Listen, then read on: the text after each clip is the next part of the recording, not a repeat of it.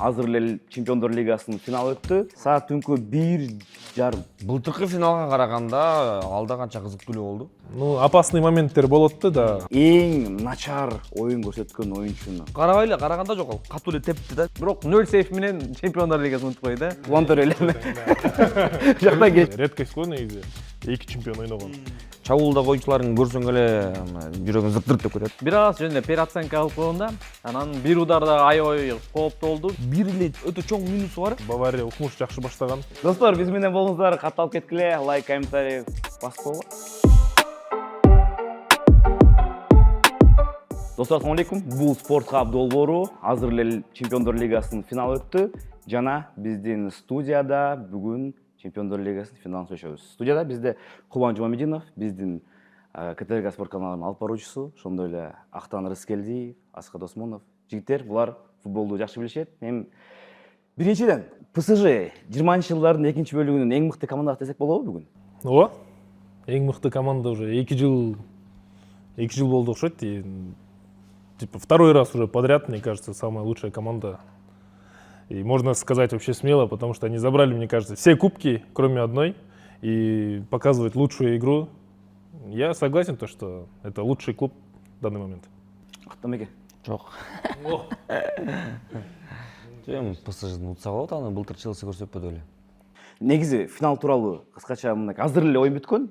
Негизи мына азыр эле бүтүп биз эмени сүйлөзөмдө көргөн жокпуз. Ушака келип атайын сиздер үчүн акыркы эмоциялар менен ошону Түнкү саат айтып койбойсуң. саат түнкү 1:30, 1:20. Оюн бүткөн жарым саат болду.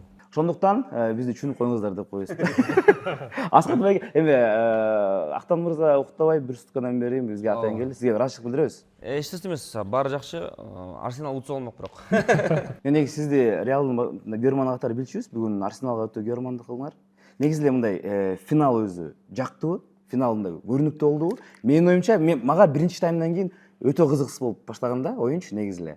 Бирок экинчи тайм өтө мындай өзгөрүп кетти. Былтыркы финалга караганда алда канча кызыктуу болду. Былтыр эми бир эле дарбазага оюн болгон да. Быйыл болсо жакшы оюн болду. Ушундай оюнду эле күткөнбүз негизи. Арсенал Автобус. киргизген голун сактайт депчи. Автобус деле эмес бул, ушундай эми автобус деген сөз буга дал эле келбейт. Келет эле окшойт эми болгону бир эле удар створ кылыптыр 4-мүнөттө. Хаверс киргизгени менен. Ошо менен бир да удар кылып болуптур. Ошентсе деле көп учурлар болуп аттыгы Арсеналдык. Ну, опасный моменттер болотты да. Автобус болсо таптакыр эле жатып алат да. Эми Атлетика менен деле оюну болгондо. Алар деле жатып ойногон, 2 автобус болгондо все же. Но моментами, конечно, 15 мүнөттө бир атака кылып коюш, это надо го, это же футбол как-никак, профессионалы. Арсеналдын оюнун сен ошондо канчадан бери көрөсүң? Же ушул финалда? Жок, мен Арсеналды негизи за Арсенал мен вообще не слежу. Манчестер Сити. АПЛ боюнча Англияда Манчестер Ситиге. Францияда ПСЖ. Францияда, ну так, от души ПСЖ, как-никак, футболисты самые знаменитые, Россиян, Сафонов. Реал Мадрид, өзү негизи Реал Мадрид. Жактан өкөн келиштиңер. Лантер эле. Жактан келип кетти. Анда суроо жок да.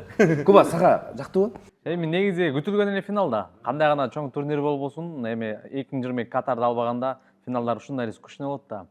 Менимче пенальтилер сериясын көпчүлүк эле мындай футболду көргөндөр күтсө керек. Анткени оборонасы жакшы команда менен чабуулу мыкты эки команда да эко. Андыктан менимче пенальтилер сериясына жетмек. Ошол себептен көпчүлүк ошол 1-1 же 0-0 деп эсептеген. Менимче күтүлгөн эле финал болду. Ана эми пенальтилер сериясында мен көпчүлүк айтат го лотерея деп. Бул лотерея эмес да, бул жерде бир гана психология, чеберчилик чечет. Эми чеберчиликте башка футболчулар профессионал болгондон кийин көп деле сөз жок болгону бул жерде психология чечип кетти. Эбере Чезе менен Габриэль. Лотерея болсо мисалы үчүн монун 5-өн тандаган бирөөсүнөн приз чыгып калат дегендей. Жок, көпчүлүк кээ айтат го лотерея деп. Бул болбойт да, лотерея бул чеберчилик, психология. Былтыркы кубоктагы ойноп койду да өздүгүнөчү. ПСЖ буга чейин мына ошол межконтинентальный кубоктогу пенальтилер сериясын ойноду. Былтыр Ливерпуль менен пенальтилер сериясында тажрыйба бар да бул командадачы пенальти тепкен боюнча. Бирок жана толугу менен оюн кызыксыз болду деген мен кошулбайм. Негизи мен оюмча акыркы финалдарды эгерде алсак бул мындай өтө кызыктуу оюн болду деп эсептейм. Биринчи тайм балким мен ошондой окшошкондо, мен жана скрин болгон болчумун онлайн болуп атканда 17-мүнөттө Арсенал 19 пас кылды. 1 мүнөттө 1 пас деген. 1 мүнөттө 1 пастан кылып аткан экен. Ошол эле учурда ПСЖ 103 пас кылган да. Луис Энрике. Эмелесиң? Бул эмне деген ушундукта ошол убакытта көрүп алып мен таң калган болчумун. Бирок оюндун аягына чейин ушундай болду десем, оюндун аягына чейин ушундай болду. Бирок бир удар менен, бир сокку менен бул оюнду чечип коюшту. Бирок жана Актан байке айткандай эле мен ошого кошулам. Эми убагында дагы Василий Уткин айткан, финал он никому ничем не обязан дейт. Командалар бул финалга жеткенден кийин болду. Бул демек баарын элдерге тастап койду өзүнүн мыктылыгын. Бияктан алар эч кимге муктаж эмес. Бияктан оюн көрсөттү. Анан бияктан карасаңыздар көп деген нерселер турган. Алдыда Арсенал өмүрү элестеткиле, Арсенал килейген клуб. АПЛдын эң эле жылдыздуу командасы, АПЛда 13 чемпиондук титул, Челсиде жок да, кечирип койгула. Лига чемпионов жок. Мына быйыл алмак, быйыл эң жакын болгон, бирок алган жок. ПСЖ былтыр биринчи алды, быйыл экинчи болду. Негизи мында турганда таразадачы, же болбосо бирөөлөр биринчи болот, экинчилер экинчи болуп туруп, убагында Реалдын жетишкенден калат деп. Эми эгерде тарыхты карасак, ушул финал башка акыркы бир 10 жылдык алганда кайсы орунга кандай тарыхтагы мындай орду бар бул финалдын негизи? Эгерде мына 2014төн бери алганда, 2014тө 4-1 ал өзүнчө тарыхтагы мыкты финалдардын бири. Ошондон бери алганда менимче мыкты оюндардын бири болду го дейм. Ага чейин мисалы көпчүлүк акыркы 10 жылда 1-0 менен оюндар бүттү, 1-0. Акыркы 5-0 эске албаганда 2-0 болду. Менимче да ушул оюн акыркы 10 жылдыктын мыкты финалдардын бири десек туура болот го дейм. Мен бул ошол оюндардын катарына Реал менен Ювентусту кошом. Биринчи таймдан кийин түшүнүксүз болуп аткан да. 1-1 менен бүтпөдү беле. Биринчи тайм таптак, түшүнүксүз. Азыр эмне болуп кетет, кантет. 2017 экен. Эмне болот, эми кантет. Анткени Ювентус гол киргизип алгандан кийин психология ал тарапталып калды да. Эсепти теңеп алды, болду. Эми италиялыктардын футболун билебиз. Алар дагы баягы оюнду кургатканды жакшы көрүшөт да. 1-1 менен алар деле аягына чейин чыдап койсо болмок, бирок эми Реал деген Реал.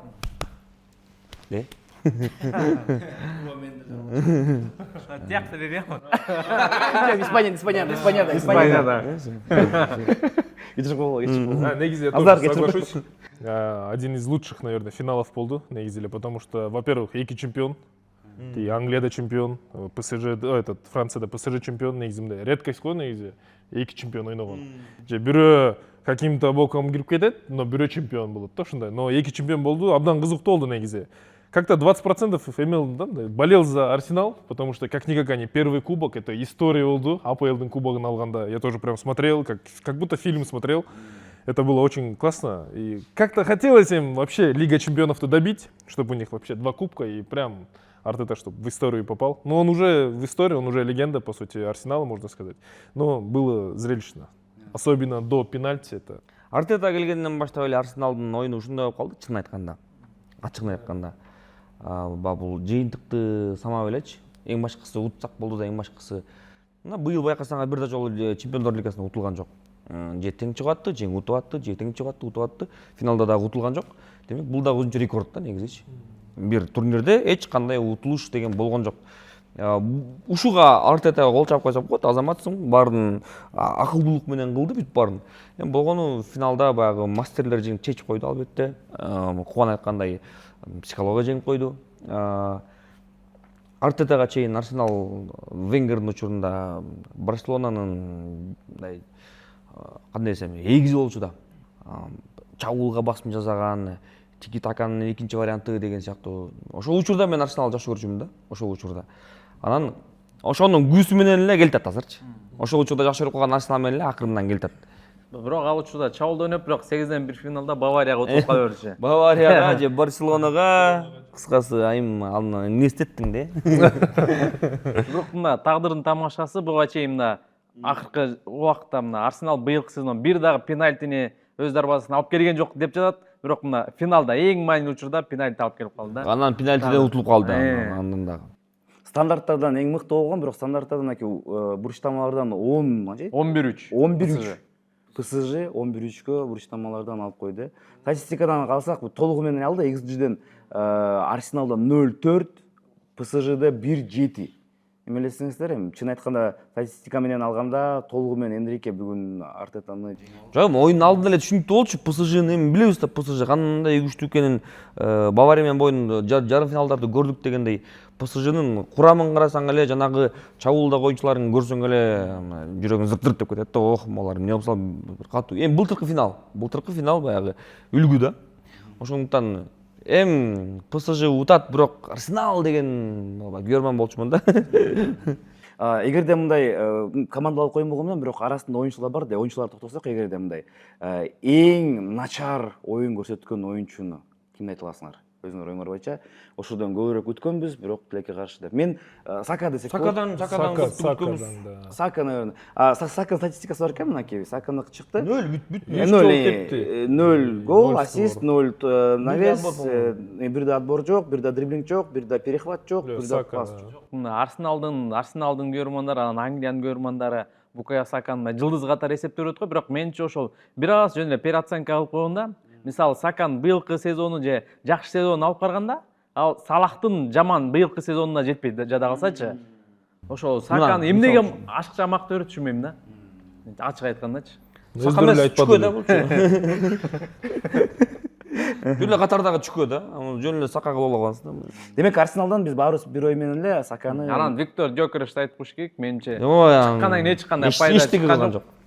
Эчтеке ошол жерде Артета бул оюнда бир аз заменадан да утулуп калды окшойт да. Заменада бир аз туура эмес чыкты.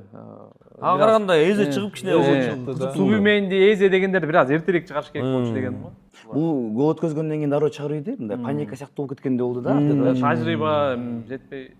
Ооба. Анткени эми Артета мыкты, Арсенал мыкты, бирок мындай чоң финалдарда ойногон эмес да. Анан гол өткөзгөндөн кийин дароо эле бияктан бирдеке кылыш керек. Анан кийин алдыга Джокерич чыгара алды, чыгарып салды. Анан алар эмне кылат? Кантпайга топ жеткизет. Ошол суроо болуп калды да чоң. Тура. ПСЖ жакшы ойноду, бирок арасында сизге жакпаган оюнчулар болдубу? ПСЖнын оюнун кандай десем, оюн жүрүшүндө ага таптакыр маани келген жок, ПСЖнын көрүнө келген жок да. Арсенал эле көрүнөт турду, бирок биринчи таймда Маркиньос көп ката кетирип атты. Мен Сафоновдун башын жанчып салды. Ошол Маркиньостун жанынан да Хаверцте ошолдан кийин кирип кетти гол. Маркиньос, бирок экинчи таймда Бирок бир голдон сактады. Ошо биринчи таймда аягында Хаверц тепкенде жата калды. Жал Хакиме беле. Жок. Маркиньос болчу. Буту менен сейф кылып салды го өзү. Бирок азыр мынакей расмий түрдө мынакей Витиня эң мыкты оюнчу болуптур бул оюндун. Татыктуу элеби? Да, татыктуу. Кимди ойлойсуңар? 3 удар в створ, прямо в ворота, можно даже сказать. Чуть выше. Мне кажется, Витиня. И Витинян пастар, да, он все равно центр полностью он держал. Жо, лучшийрок Мбаппе 15 гол менен. ПСЖда де. Мына Арсенал коргонууга жатып ойноду го. Ошондо Витиня бир учурда 4-5 аралап айпайынчанын ичине кирип кетип атты го. Анан бир ударда аябай кооптуу болду. Бир аз өйдөрөөк кетти да. Витиня 9-дукка, 9-ка тепкен да.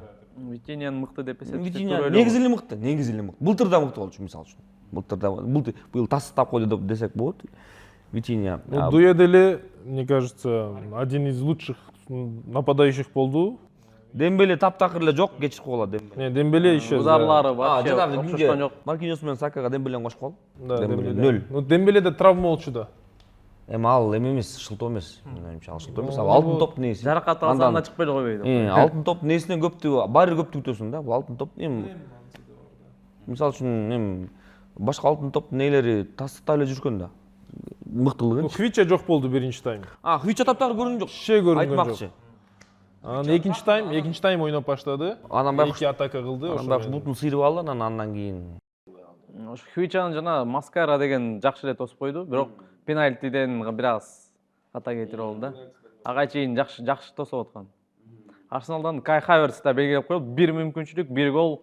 Мына ошол учурда менимче 90% оюнчулар Сакага пас бермек да. Сака ачык, менимче көрөрмандар баары пас бериш керек деп айтып жаткан, бирок карап өзүнө ишенип туруп теп, катуу эле теп салды. Карабайлы, караганда жок ал. Катуу эле тепти да, эмне болсо ошо болсун дегендейчи.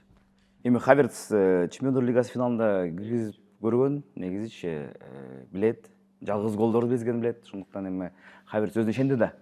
Бирок мындай оюнчуларга келсек, эгерде Матвей Сафонов УЕФА Чемпиондар Лигасынын 2 жолку чемпиону болду. Матвей красавчик. Орусиялык мындай футболчулар арасынан эң мыкты жыйынтык. Мындай нерсени негизи эч ким бирок бүгүн финалда өзүн таптакыр деле көрсөткөн жок. 0 сейф эми удар жасаган жок. Жадагысы пенальтилер сериинен бир сейф жок. Бирок 0 сейф менен Чемпиондар Лигасын утуп койду, базар жок. Негизинен финал тууралуу көп сөз айтыш азыр оор экен. Анткени финал өзү дагы мындай болду, мындай үстүртөн карапсак, баары түшүнүктүү эле болду. Өтө деле татаал нерселер болгон жок, баары түшүнүктүү болду. Анан эми өтө терең казыш үчүн муну кайрадан көрүш керек. Ошондуктан биз көп токтоп эле коелу. Жана биз эгерде жыйынтыктап баштасак, могу быйылкы Чемпиондор Лигасы, мына жаңы формат уже 2-жылдан бери көрүп атабыз. Ошол формат тууралуу быйылкы Чемпиондор Лигасын жыйынтыктап койсок, негизги жыйынтыктар кандай болду? Сиздер үчүн эң маанилүү ошо Чемпиондор Лигасында учур кайсыл болду айтып кетсеңиздер, менин оюмча жакшы болот да. Так, мага бул система жагат. Аябай жакшы система, матчтар көп, кызыктуу матчтар көп, кайталанма матчтар жок, мисалы үчүнчү. 2 жылдан бери көрүп атпайбыз, сонун матчтарды көрүп атпайбыз. Бирок бир эле өтө чоң минусу бар. Мисалы үчүн плей-оффко келгенде бир сетка аябай Күчтүү болуп калат. өтө күчтүү сетка. Ошол жакка ар дайым Реал Мадрид түшүп калат. Бир сетканы карасаң, мындай Европа лигасы же болбосо мындай конференция лигасы командалар чогулган сыяктуу болуп көрүнүп калат. Ошол эле жакпай атат да магачы. Бир жактыкы оңой финалга жетиш. Бир жактыкы өтө оор, анан финалга чыгып туруп ошол оңой жеккен команда утуп кетип атса, анан башың тырбап калып каласың да. ПСЖ отур эле эстеп койгочу, ПСЖ Баварияны утту, ага чейин. Реалды утту да ошо. Бою мен Баварияны. Ливерпуль менен ПСЖ. Ливерпуль финалда. Эмедечи? Чейлик финалдабы? ПСЖ Челсини утту. Челсини утту мынакей. Анан Ливерпуль барды. Челсини утту, анан кийин Ливерпулду утту, Ливерпулду уткандан кийин Бавария финал. АПЛ эң мыкты лига деп төш каккандар байкуштар, АПЛдун баарын убагында Реал талкалагандай эле болуптур, Баварияны кошпогондо албетте. Бирок мындай эгерде жалпысын алганда андан тышкары конференция лигасы менен Европа лигасын алды. Эмки жолу 8 команда, 9 команда. Эми АПЛ чындыгында эми дүйнөдөгү эң мыкты лига, эң күчтүү лига. Эми бул ашып кетсе баягы баскычтагы бир эки эле оюнда. Балким Ситиге туш келип калса, ПСЖ өтпөй калмак, мисалы үчүн дейм да. Сиздики быйылкы жылдан, быйылкы сезондон эң эске калган нерсе, сизге жаккан нерсе эмне болду? Мага жаккан негизи Бавария жакты. Бавария Мюнхендердин оюндары жакты. Мен ойлоткам ичимен Бавария эле алат окшойт бул Лига чемпионовду деп, потому что баштаган эле Бавария укмуш жакшы баштаган, без поражений почти не оказывается, начали. И до конца думал, что Бавария выиграет, и ПСЖ деле Бавария выиграет, потому что даже по игре можно было сказать, что Бавария намного, чуть сильнее была. Мен оюмча Бавария утулган жок, мындан Венсан компания утулду да. Мен оюмча Бавария команда катары, оюнчулары команда катары компаниянын тажрыйбасы жоктугу эле болду го дейм, мен оюмча. Антпесе тетиндей курам менен көп жерге жетип койсо болмок да, мисалы үчүн. Куба, сенки? Эми ошол эле оюн болду го, Бавария ПСЖ 5-4, 5-4 деген эми болгондагы жарым финалда мындай деңгээлдеги оюн. Ошол эле болду го, эң маанилүү, эң кызыктуу оюн. Бирок аябай жакты. Бул да, это, кстати. Эң чоң ачылыш быйыл. Ачылыштан мурдачы мындай. Ар бир оюнга акыркы оюнга чыкканда чыгып ойноп атышты да. Жан берип. Мен көбүн эсе баягы жана кайсыл каналда берет. Бүт матчтарды бир убакта баягы ар бириникин берип турат го. Матч ТВ'дабы бир каналда бар. Оккодобу? Жок, билбейм. Мына Оккодо. 16 матч болуп атса, ошо 16 матчтын ар бирөөнүн бирөөсүн гол кирип атса, ошону көрсөтөт. Оккодо. Ошондой. Ошол учурда Будеглимптти бир жерден көрүп калдым дагы. Анан автоматтык түрдө Будеглимптин оюнуна кирип көрсөм, кадимкидей мындай жокерлер да. Жокерлер аягына чейин тытышып ойнойт. Ушундай командалар көп болсо, кызыктуураак болот. Байкасаң, мисалы үчүн көнүп эле калган Чемпиондор Лигасынын баягы ветерандары дайым ойноп жүргөндөр андай оюн көрсөтпөйт да, байкасаң. Интерди чыгарып койбоду бул деген. Ушундай тытынган командалар көп. Спортинг деле жакшы ойноп келди, мисалы үчүн. Колдон келишинче. Ушул сыяктуу командалар турнирде аябай көрүп берет. Анан мисалы үчүн Байкуш Кайрат же болбосо ким Аякстай кантип болсун, Аякс менен Кайрат Бенфикадагы эми аягына чейин эми чыкты дечи, бирок ошентсе деле баягы көптү күтөсүң Аякстан, мисалы үчүн Кайрат давай эми десең эчтеки жок. Но Анын ордуна башка бирөө чыкса болмок деп ойлоп ну коесуң. да, но Кайрат единственный клуб болбоду Арсеналга 2 гол киргизген. Единственный клуб экен, оказывается. Кайрат болгон жакшы чемпиондор лигасы. Ал жакшы. Бизде мүмкүнчүлүк болот да, жакын жерге барып оюн көрүп атабыз. Ооба, казак туугандар үчүн аягына чейин Кайраттын ар бир оюнун керек болсо көрүп аттым да. Эми балким бүгүн депчи, мисалы үчүн. Бирок ошондой болгон күндө деле эми чемпиондор лигасына чыгып атабыз деп, мындай билбейм. Арсенал сыяктуу автобус коесуңбу, эмне кыласың, буттарды сындырасыңбы, ойногонду билбесек дагы тилерди ойнотпойбуз деген тактиками ойнойсуңбу, иши кылса колдон келсе дагы мындай тарыхта кала турган оюн көрсөтө тургандай болсо жакшы болмок да. Тескерисинче эң аягында калып калбайчы. Бирок Кайрат конференция лигасынын жеңүүчүсүнө караганда көбүрөөк акча таптыр да. Акыр корун болсо дагычы. 21 миллион долларбы? Ачат да 20 миллион доллар алыптыр. Канча кино чыкмага ушу 20 миллион доллар кадар. Рахмат. Биринчиден, бизде мындай эксперименталдуу негизи формат болду. Ошондуктан силерге рахмат. Ошо бүгүн убактыңарды бөлүп, көп ошол достор менен бир жакка барып көрсөтсөздөр, биз менен келип жактан көрүп, атайын биздин көрүүчүлөргө ошол формат тартып атабыз. Эгерде силерге жакса, ошо комментарий калтырып койгула, уланткыла жигиттер деп. Анткени алдыда бизде дүйнө чемпионаты башталат. Дүйнө чемпионатында эгерде бул формат кирип кетсе, балким биз чыгып турабыз. Ошондуктан бизди колдоп койгула. Силерге чоң ыраазычылык билдиребиз. Аскат, Сиздерге рахмат. Чакырганыңарга. Актан мырза, Арсенал кайра 2-ордунда. өзүнүн ордуна кайра келди деп коесуңар. Оанда билесиңерби? Арсенал дайыма 4 деп ошол жүрөктө калган болчу, эми 4төн да 2 көтөрүлсө да ошого да жакпай атат да, карачы. 2 он эмес да, эми ошондуктан Буюрса чыдап койсоңор биринчи ордунан кетпей калган учур келет чыгар. Бүгүн мисалы үчүн мен Каракалда эми алып бардым. Двор на двор, двор лига деген сонун нерсе ойлоп чыгыштыр дагы. Кадимкидей эле кородон чогулган команда балдар, эң улуулары 12де болду да, анан ылдый. Анан түптөн келген команда утуп алды. Экинчи оюнду, экинчи орунду ким унутту? Алышбаев дедиби? Алышбаев деген команда утулуп калды го дейм. Анан эми коло медалдын ээлери ушунчалык сүйүнүп жыргашты. Күмүш медаль алгандар такыр мындай кабактар ачылбай койдой. Айтып атам, силер 60 командадан экинчи орун алып атасыңар. Сүйүнгүлө, жыргагыла, ура дегиле десем дагы жырга кой койчу да. Эми азыр ошондуктан ошол жактан келип туруп, алардын кебетесин көрүп туруп, анан Арсеналдын кайра кебетесин көрүп, кыскасы азыр үйгө барып алып, ыйлайм да. Ошон үчүн экинчи орун бар деле эме эмес да. Демек сен биринчи орун үчүн кичине болсо да аракет жасабай койдуң. Ошого жеген келдиң, бир нерсе жетпей калды, кичинекей каргыш жетпей калды. Аракет кылып койсоң болмок деп, эми бул оюнчулар дагы бүт бар тең өзлөрүнүн өмүр бою жемелеп өтүп кетишет да. Эми ким билет алдыда балким эмки жыл Арсенал чемпион болуп кетет, бирок ошентсе деле болбой калса деле өмүр бою. Байкуш Андрей деле 2006 утулгандан кийин кандай абалда калды эле, бирок Барселонага келип, анан утуп алып, анан кетпеди. Атамбекен клапан ачылып аягында. Достор, биз менен болуңуздар, катталып кеткиле, лайк, комментарий басып койгула. Үйгөтөлү. Sport time.